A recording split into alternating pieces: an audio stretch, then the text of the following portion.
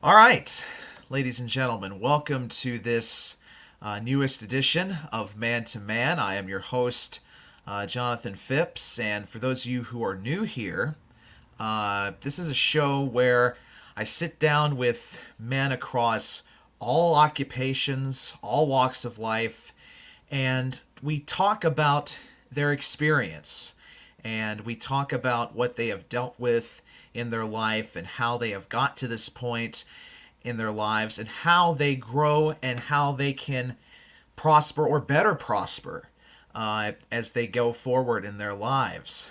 And I hope that this show can open the hearts and minds of many. And I hope that this show will help someone get ahead in their own lives. That's something that I've always wanted to do, help folks get ahead in their lives by interviewing others and having them tell their stories. And our guest today is someone who has many, many stories to tell. As a matter of fact, he has built a career on telling stories hither and yon. And ladies and gentlemen, without further ado, I would love to welcome to the hot seat here at Man to Man none other than the wonderful comedian Tom Simmons. Tom Simmons is our guest. Hello. Hello. Listening to that intro, I felt like I should be watching this and not being on it. You know what I mean? Like, I do get a little bit long-winded with my intros sometimes. So no, not that. I mean, like what you're trying to do to help people. I feel like I should be the recipient of that instead of the guy trying to be interviewed on that. 'Cause I'm a mess. Oh me.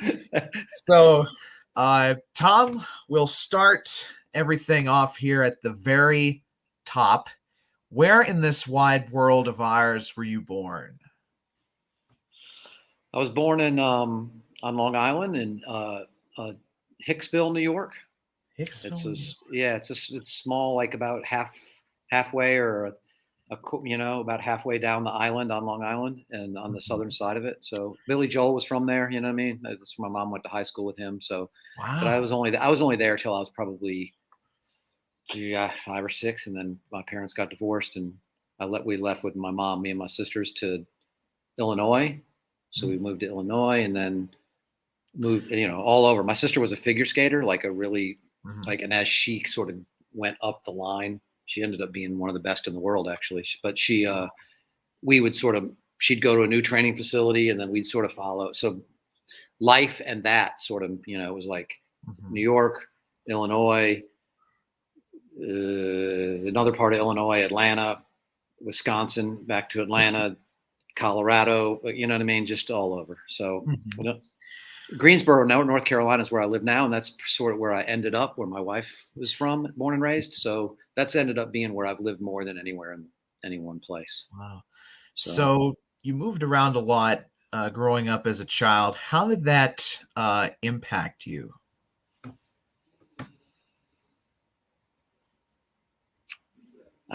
you know what? I don't really think about stuff like that.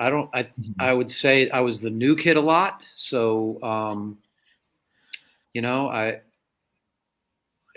I, I sort of have a tendency to, I guess thinking about it just off the top of my head, I think it's probably impacted me in that I'm ready to lose people. Does that make sense? You know what I mean? Like you get close to people and then they're gone from your life, forever, or whatever. So that kind of, I guess that gets easier or whatever to deal with, or you just don't get as sort of close to people. So I have that, but it's also, I don't know, it's given me a perspective of the sameness and the differentness of people everywhere in the country, So I don't really feel out of place wherever I go. Wow. I guess. I mean, I don't really know how to answer how it's impacted me. It just is me, You don't really think like, how did that get me? And I haven't done therapy, so maybe if I did, I would know the answer to that. So, like I said, going around to all the places when you were young as a new kid. Did you sort of develop that first early like comedic mentality, like you're saying to yourself, okay, I'm the new kid here. I got to make an impact on these guys and girls. I'm going to be funny. Is that kind of where it got seeded?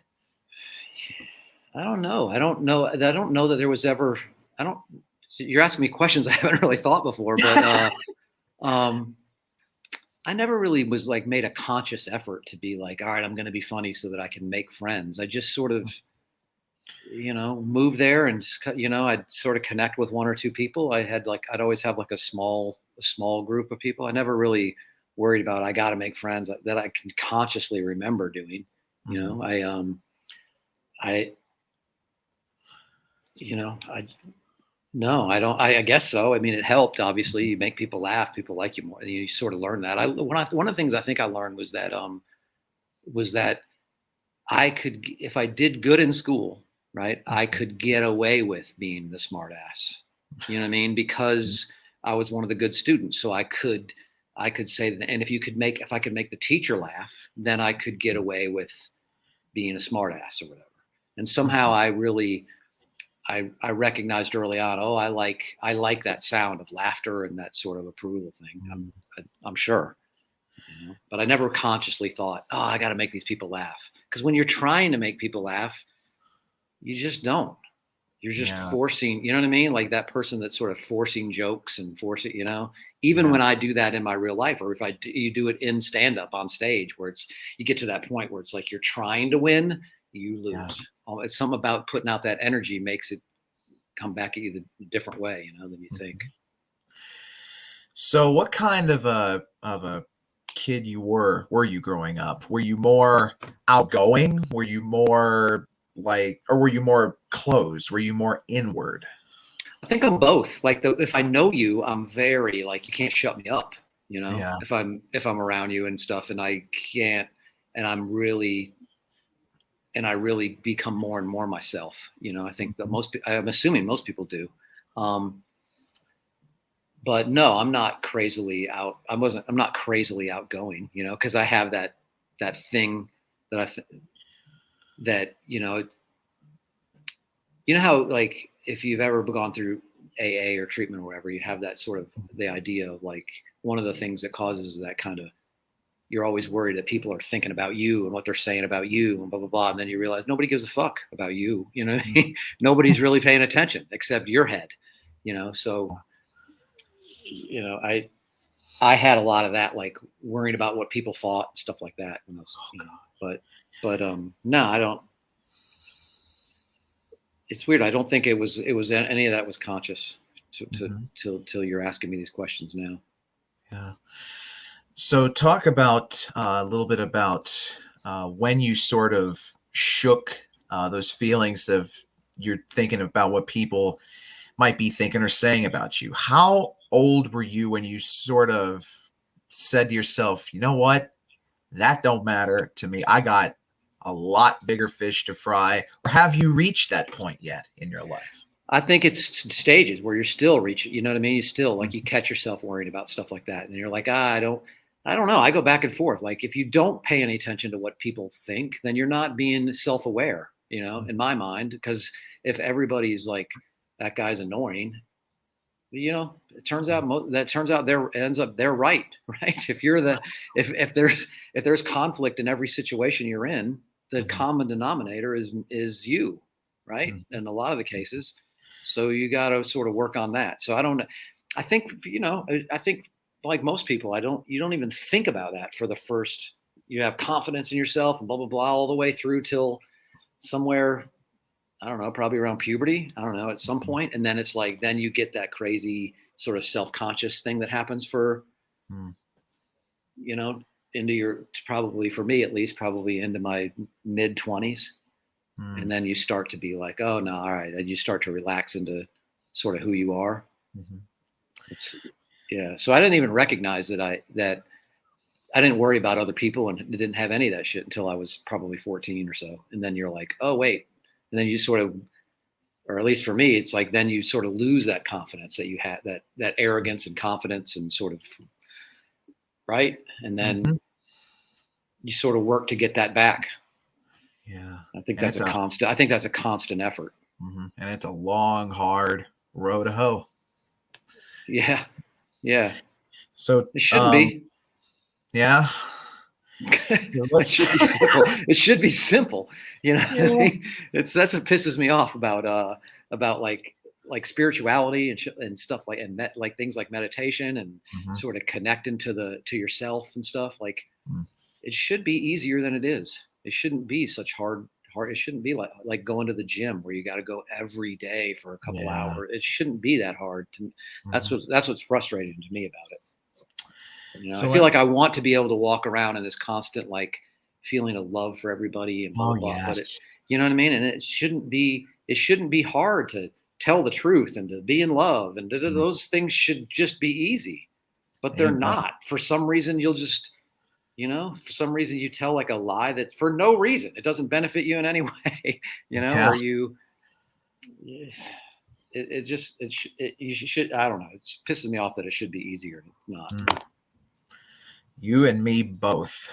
Yeah. So we'll now pivot toward some of your comedy, early comedy gigs. When did you first take an interest in stand-up?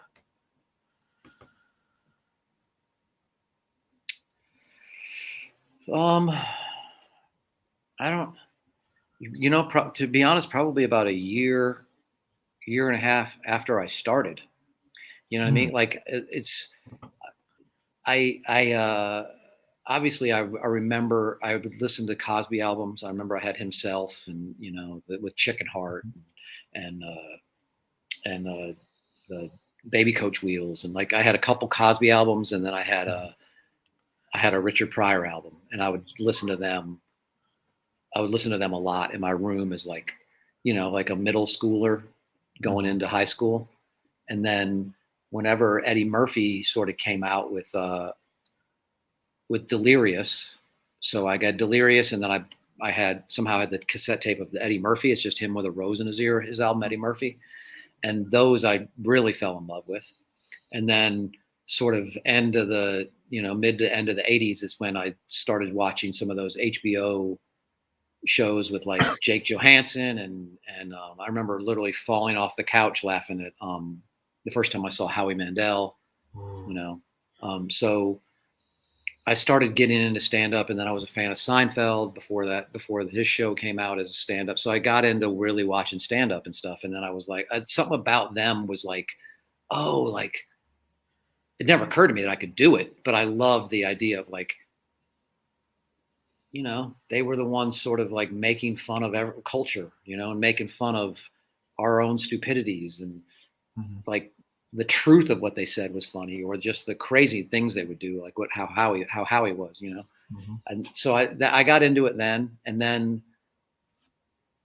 but I didn't really figure out, oh, this is a thing to work at and do until like I'd done a couple open mics and won a contest and then started going to the open mic thinking, oh, I'm going to be on television in no time. And then you sort of stumble around doing that and doing like jokes you saw on television, you know what I mean, or whatever. And then it's like after about a year and a half of doing that, I was like, oh, I started to sort of read about stand up and comedy writing, Mhm. and that's when I started to get to where I started taking it seriously. Like, oh, okay, I want to do this, And then after about 3 years of doing that, I'd start to get a little bit of work here and there and some sets, and then really, when I really got started was actually coincidentally, like right around when I quit drinking. You know what I mean? It was like, Mm. okay, that's when I kind of started not losing work and blah, blah, blah. And then I realized, oh, this is work. I got to sit down and write jokes and make them better and record the sets. And then I started to learn about stand up. And that's where I fell in love with it. Mhm. Do you remember the first comedy set you ever did? Yes, I Where and did. when? It was at a Comedy Zone in Tallahassee, Florida. Mm. And I was delivering pizzas at the time for Godfather's Pizza, and they'd tell me how funny I was or blah blah blah, and then one of the girls working there was like, they're having a contest to an open mic contest or whatever, and you should do this. You're hilarious, blah blah blah. And so I went. She signed me up, and then I went there with like 8 or 10 friends, and there was maybe 14 people in the audience, and they were 8 of the 10, and it was based on crowd response. And so I went up there and was pretty drunk and just told some jokes that I'd, some stuff I had, some stuff that I'd seen, on television or whatever. And did about 5, and then I won the contest. So then it was like, it was like a 12-week thing, and then you come back for the semifinals or whatever, all the winners or. And I remember I never went back until the finals, and I called them the week of the finals, and I was like, "What do I do?" And they were like, "We never heard from you again. Most guys, everybody else sort of comes in and comes to the open mics and keeps working on their comedy." And I'm like, "Yeah, I'm not doing that. I just, So I showed up, and the place is packed, and now I got like 25 people I know that are there, and then I just ate it about as hard as you can eat it at comedy in front of all the people I know. You know what I mean? Oh, boy. So then I was sort of that, and I was awful, and then I was so sort of embarrassed and humiliated by that I probably didn't do it again for another year. And then I sort of, but I just had the bug in me somehow. And then so I started going to another open mic that was sort of in that town, and did it a few more times. And then right around then was when I moved to Atlanta, and same thing. I kind of started over in a contest at a bar I worked at, and just started telling jokes. And then I slowly started getting like a gig on a weekend or like thing here, or get to go host a show there. And then we had this coffee house that we would go to every week and tell jokes. And you just fall in love with it, and there's nothing you can do, because it's like I had to go do it. It was just so much fun to me to think of a joke or think of an idea and then go up on stage and explore it.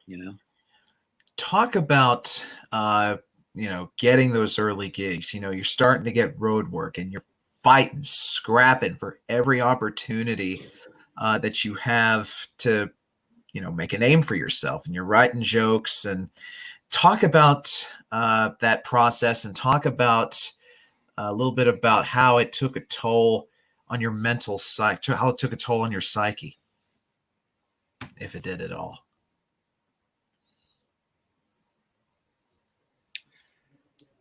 I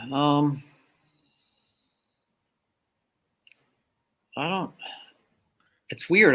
It's weird that I don't think about this stuff, like how it took a toll on me. I felt like I just was the luckiest person in the world. I could go tell jokes for a living. You know what I mean? So to me, it was fun. I mean, the chase at the beginning, you get a little bit of that. You get a lot of that sort of like, why is that guy getting work and I'm not? Why is that person getting ahead and I'm not? So it's like, depending on how you are, if you dive into sort of that competition and jealousy of it, then you're going to be miserable forever. So Yeah. I'm sure I did more than that than I would even want to admit to, but I don't know, man. I just got lucky, and I just kept getting, opportunity would be here, and then I'd get another gig, and then I was like, I figured out, oh, you just got to drive and do guest sets at these clubs. Back then, his comedy was different than it is now. You know what I mean? But you'd drive and do a guest set in Chattanooga and try to get a weekend there. And then this guy has 4 clubs. I'm going to go get in for there, and then and I had a landscaping business with my dad at the time. And so I could kind of come and go, and I would start to get work here and there, and to get one gig a month. And then it's blah, blah, blah. And then my sister lived in New York again. So I went up to New York and I did some guest sets. And then sort of out of that, I scheduled some work to go back and had a weekend or two. And then I fluked into getting an agent, this guy that ends up being great. And he cut the process for me from having to MC and crappy gigs and blah, blah, blah, to next thing you know, I'm hosting for all over the country in some of the A rooms. And then I move up and I start middling. And so, I was probably getting work, I was one of those guys that people were like, why is he getting work and I'm not, you know what I mean? But I just had fun with it and loved it. And then, and then I met my wife and my girlfriend at the time. And then so that was hard, being away from her a lot, but we'd be apart for 5-6 weeks at a time and blah, blah, blah. But then it was like, then we had the dream of figuring out how we could be together. And then we ended up, right after we got married, we bought a motorhome, and we had this huge RV and pulled our car and just drove around the country and went gig to gig to gig. And just that I could find someone that loved me and wanted to do that with me was cool, And I just, it's weird. It was exciting. You know, I loved comedy. I mean, I still love comedy, but I loved the process. It didn't feel like torture and work and blah, blah, blah. They'd be like, you got to get to New York or LA and get ahead and get into acting and blah, blah, blah. And I'm like, I don't give a shit about any of that. I just want to tell jokes. I don't, looking back, it would have been smarter if I'd have done the sort of shortcut. I don't know if even know if it's a shortcut, but that work to be an actor and to be in a major city, to sharpen yourself against even better comics. But I was like, I'm going to go on the road and be a comic and not become a road comic and use the road and not get used by the road. So that was my goal, was just to get out there. And my idea was just get great and then they'll find you. And that turned out to not be, what I mean? One, not as easy to get great as you think. And two, they don't come find you. You gotta keep doing all the other work. Yeah. Which that stuff is what makes you bitter and makes you, where you realize, oh, I don't want to do that. I don't want to cultivate an audience and learn how to advertise myself. And I don't want to do any of the business stuff. I just want to write jokes and then people come see it. And that's not necessary. That's not really reality. So that's what you were saying there, talking about not really caring if you hit it big. That is a beautiful way to look at it, because I see, and it's probably not like a regional thing, but I do see a lot of guys like you and Tim Wilson and Stuart Huff that are just killing it. Some of the best comics out there today, and just nobody knows them. Huh? I said, yeah, you're not selling out Madison Square Garden. You're not selling out the fucking LA Forum, but you are you're slaying it. All of it. There's a certain percentage of guys, and girls, and you know what I mean, that just like you just listed them, I mean, Tim's not with us anymore, but Stewart, the Augie Smiths and Danny Bevins, and there's David Crow, there's Kostaki. There's such a huge, to me, list of comics that are really, really good and can step into any situation and be great. And but it's just not, like you said, selling out the arenas and blah blah blah. But for me, it's like, I just felt like, God, if you chase success, it just feels icky. And Stewart has a similar thing. We've talked about that plenty. You know what I mean? That just feels gross to be like, like, look at me, come see me. You know what I mean? Like that. But that shit works. You know what I mean? You got to have the guys that have the good poster game do a lot better than the guys who have a good comedy writing game. And that's but in the long run, you know what I mean? Like, I don't know, man. Like, I can sit and listen to Stewart's comedy with my son and be happy that he's listening to that. You know what I mean? Because it makes him, to me, a better person, and he gets, anyway. So that's kind of how I strive to be. And you mentioned love the process, and then that's, to me, it's I've always lived by some of these cliches. Get great, and there's no Tiger Woods that nobody knows about. You know what I mean? Just get better than everybody, and love the process. You know what I mean? This is my life, so I got to try to love it. I got to try to love the getting up every day and writing, and love the work. Because if you don't, what are you doing? You mentioned Stewart and Kostaki and others like that. One common thing that I realize that I see in all of y'all's comedy is that you make the listener or the audience member think as much as you make them laugh.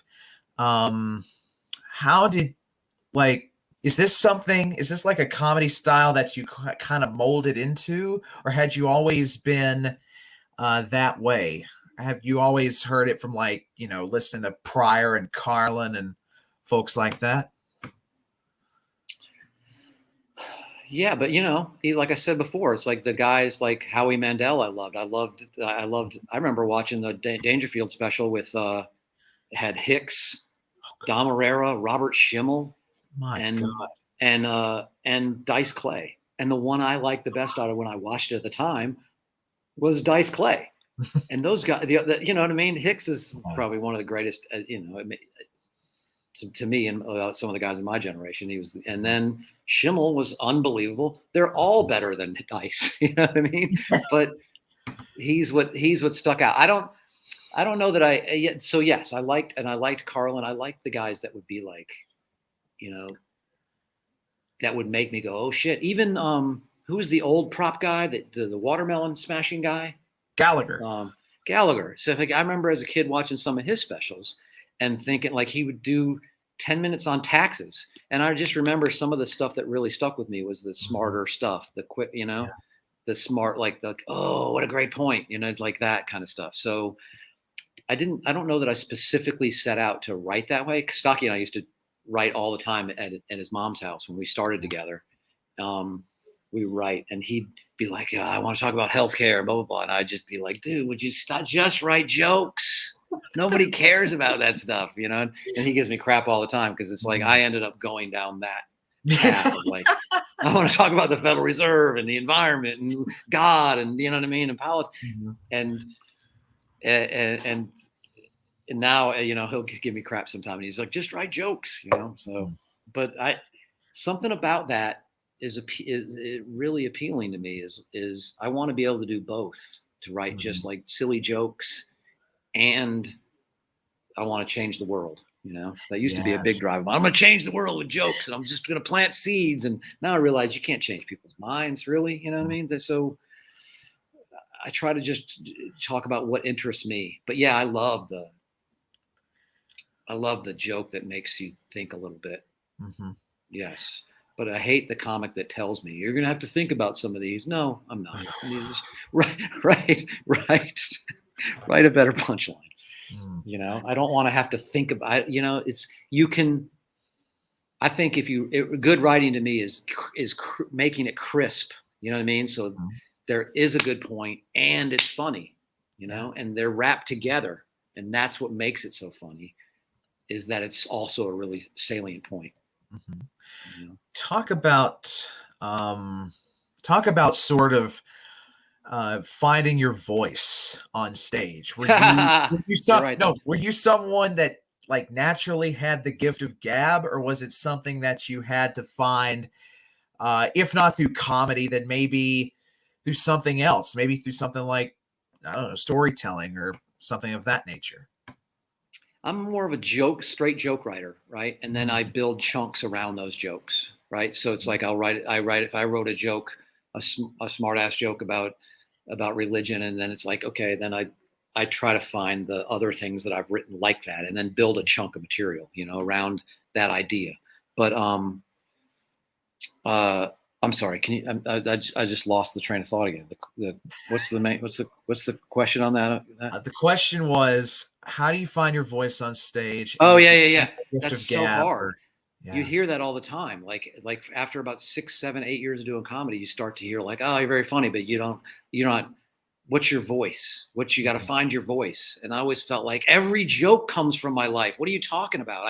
I couldn't understand what they meant by finding your voice. Like you got to find who you are on stage. And another criticism I got a lot was that I'm all over the place. It's like I'm doing one-liners for a second, and then I'm talking about, I'm talking about the environment, and then I'm doing jokes about relationship. And so I don't really have like a, and it frustrated the shit out of me, man. I remember having a conversation with a manager. I mean, people, this is the people that are making careers in the business. And he was like, yeah, you just need to, what's your piece on the Monopoly board? You know what I mean? You got to be well-defined. Your audience needs to know who you are. And I remember him telling me this. He goes, like when there's a subject or a topic or something happening in the world, your audience should know your voice enough that they know how you're going to feel about that. And that's awful. I don't want them to know how I feel about it. I don't know how I feel about it. I haven't looked into it yet. You know what I mean? Like part of how I feel about it is like, okay, how do I feel about it? Then my initial thing I'll try to be is like, okay, that's wrong. And then I try to write from the contrarian side. And then I try to pick it apart and ask enough questions like that. I don't, if you know all the answers to how things would be for any subject, how I would feel about it, then what am I? I'm not trying to learn or write or explore my own. That to me was stupid, but that's the industry as far as I'm concerned. It's like, you got to sort of be able to be defined, and one day I'm this way about something, and the next day I'm like, oh, what an idiot I wasn't even to think that, so Yeah. I And I don't, like, but find it. That's how, I guess, over time, you just end up finding your voice. I remember that period is like a 5-year period where you struggle with, what's my voice? What do I want to say? How do I get me across? How do I write this one man show that define, like, that's what I've never been able to do. yeah. So I just stick to writing jokes, Mm-hmm. and then I guess my voice sort of has just naturally developed. Mm-hmm. I mean, do you think I have a voice? I mean, do I have a, people say be yourself on stage, and then you go up on stage and try to be yourself, and it's like, it doesn't, for me, it doesn't really work. It makes people uncomfortable. Oh, me. Talk a little bit about, talk about the first time someone came up to you and said, what you said tonight really impacted me or changed my life. How did that make you feel?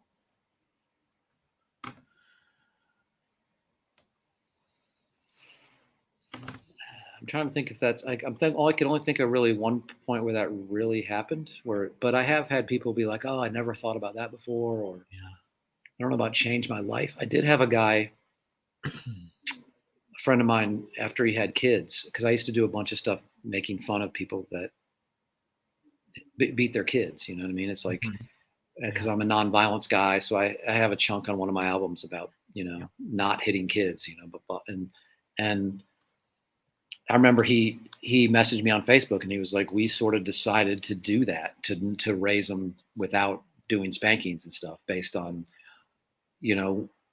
listening to that chunk of material. And I was like, that was really cool. So I immediately sort of called the guy Jimmy Dore, who sort of, I remember when I used to do a joke about hitting kids, and Jimmy Dore was disgusted by it. He was like, what are you doing? I was like, it works. It's funny. He's like, that doesn't make it okay to tell that joke just because it works. Do you believe that? Do you believe that you should be hitting kids? And I was like, no, not really. And he was like, then stop saying it. And I remember that had impact on me, because I admire Jimmy Dore, and he's right. And so that's sort of, that may circle back to what you're saying about my voice earlier. It's like, you start to realize some of the jokes you're doing don't match how you feel in your heart and how you feel in your mind. So once you start to throw those jokes out, because it's more important to say what you really think and feel than it is to get the laugh, or get the laugh saying the thing you think and feel, So I remember when I emailed Jimmy Dore about that, or called him about it, and I was like, hey man, I got to tell you that trickle down you had of getting me to think about that more, and it changed my angle and made me write different jokes about how I did believe. And now it's impacting, these kids and how they're being raised, So that felt pretty good. I don't know, man. Just mostly I get the feeling, how I feel good is when I hear the actual laughter in the crowd, Yeah. Most people don't come up to you and be like, you've changed my life. I can't even imagine that's happened, really.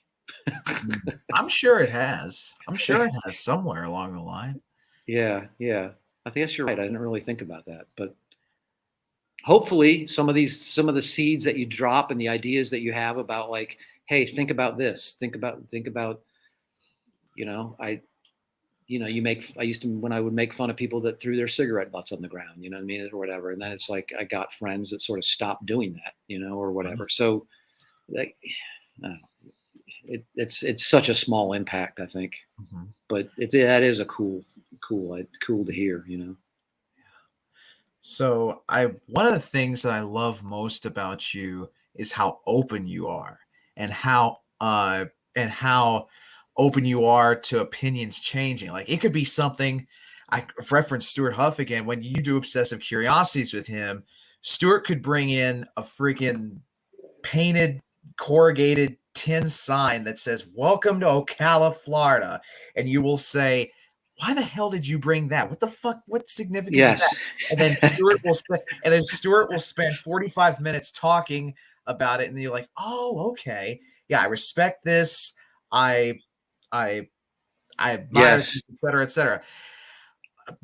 Tying that into this next question, what is, ever since you've become a comedian, what is the one thing what is the one sort of, I don't really know how to word, like an opinion or a view on something that changed the most since you became a comic? Mm, um, damn. I don't. Hmm. I don't really even know. I'm trying to think of like if there's bits that I'm embarrassed by. There, I have bits that I'm embarrassed by or whatever, but I don't. Um, I don't even know how to answer that really. I just that what's changed the most. I'm more like what you just said. Like I can be arguing a point, and then you're like, if you bring up, well, what about this and this, and then I'm like, oh yeah, okay, that makes sense, and then I'll just that changed my opinion. you know, um, uh, I used to be very sort of like I, I used to be more conspiracy oriented, like 9/11 was an inside job. Not that I don't think it not that I don't think it was, Mhm. or that the Federal Reserve is evil and blah blah blah. And again, not that I totally don't think it, but those things have sort of been tempered to be like, ugh, maybe that's just me being sort of overly crazy about it. I can't come up with an answer for what's changed the most. You know what I mean? I'm trying to think through my albums of topics I've done that I've sort of flipped on. Um, but my sort of opinion has always sort of been I don't know, you know, Mhm. and so like I've joked with my son my whole life about what religion we are. We're of the Church of I don't know, something about early on reading that sort of thing from Socrates about the only real wisdom is knowing you don't know. So I kind of stick with that, like I don't. So that has allowed me to not have some of that stuff where Mhm. because I never really think I'm right, to be honest. You know. So we'll sneak up towards the end of this with one more question, and then we'll put a bow tie on this. If Well, Except actually, about politics, I'm right about politics. These fucking people, these people on the far right are lunatics and they're yes. insane. And Mhm. I'm so disheartened by it all. I'm just so disheartened Yeah. that these people are still winning. It's Yeah. fucking just That is. discouraging. So this will be sort of a last question in two parts. Part one, what would you say to someone who is looking to get into comedy for the first time? And then part two, what would you say to yourself on that stage in Tallahassee the first time you ever went on stage to stand up? Oh, um, I would tell that person to take the business side a little bit more serious and to Mm. you know, to do some of that work on that side and not just rely on, hey, I'm just going to be funny and the rest will take care of itself. So I'd Mhm. say pay attention to that. Uh, cultivate your audience, blah blah blah, all that stuff. Mhm. Do put in that sort of work also, which I've just never been willing to do. And then for somebody starting, I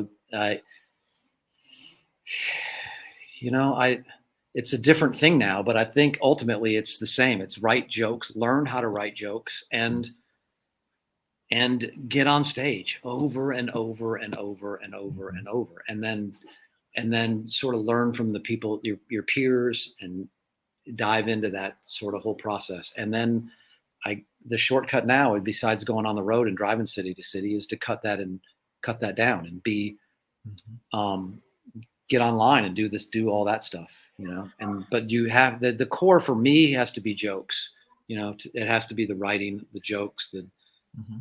the constant rewriting and writing and writing and rewriting and writing, getting on stage and finding what works. I think there's comedies a little bit more into storytelling and all that stuff now, Mm-hmm. but Yeah. it's still jokes. It's still making people laugh. It's still, write down every single thing you say that makes other people laugh or makes you laugh. Write it down, get it into a tape recorder, all that stuff. Just collect everything. Don't give away or sell any jokes because you always end up needing them later. You know what I mean? Like every joke I've ever sold or given away, it's like, and later, and it's like I'll give away a joke, and then 2 days later, it'll come up in the crowd, and it's like now I don't have that joke anymore. You know what I mean? Yeah. Or you'll write the tag that made it great. You know what I mean? Like those don't. I'm not of the write a new hour every year and get rid of everything. You know what I mean? Mm-hmm. I think you just keep stuff and cultivate it and grow Yeah. and but now you need to be able to. You also need to write clean so that people would tell me that all the time. Write clean. I didn't want to do that, but you got to every option. Open yourself up to every option so that you can do this for a living. I've been able to keep doing this for 25 years because I can do a corporate gig here. I can go do a cruise ship there. I can do a late show here. I can do an all black audience, get in front of minority crowds, get in front of, they make you stronger, to be in front of all these different situations. That's, if you, and find a place that's home where Yeah. you can be yourself. And I think the internet allows people to do that, to skip some of that. Like we were talking about finding out who you are.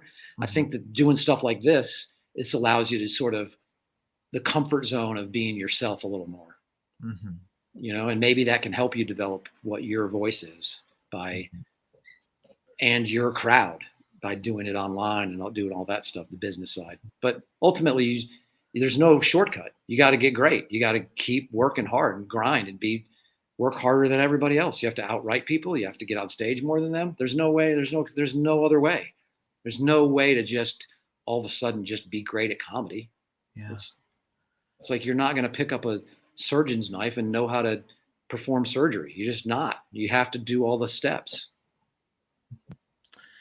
So, Tom, thank you for coming on, doing some time and sitting down with us here and taking a walk through your life and career. And I'm looking forward to having you on again. Dude, I appreciate it, man. I hope what you're doing keeps working. Thank you, sir.